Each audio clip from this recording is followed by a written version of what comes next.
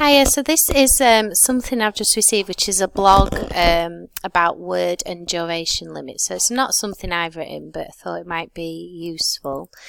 So background, so the principles of practice for word and duration limits for assessment tasks were agreed in May by the Faculty of Health and Wellbeing, and the purpose of the principles is to ensure a consistent approach for all assessments.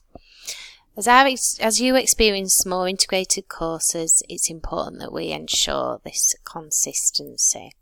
So principles of practice. All of assessments will provide a clear statement of word duration and word limits that apply for assessment.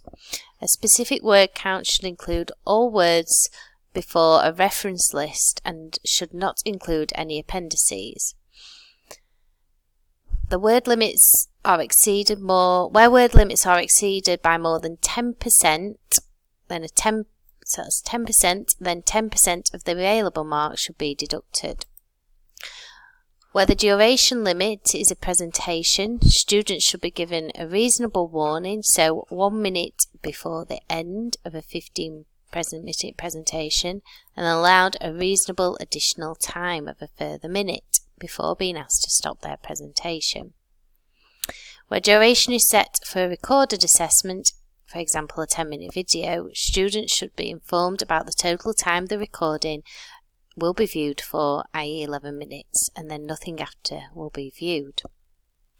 For parity of experience, statements of limits should be agreed at course level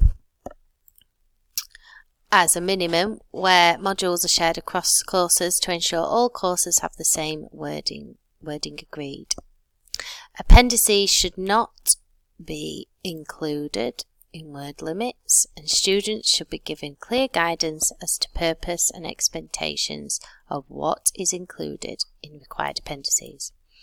Appendices should not be used as a mechanism to expand the volume or length of an assessment task. And these are just some suggested wording for what we put on your module sites.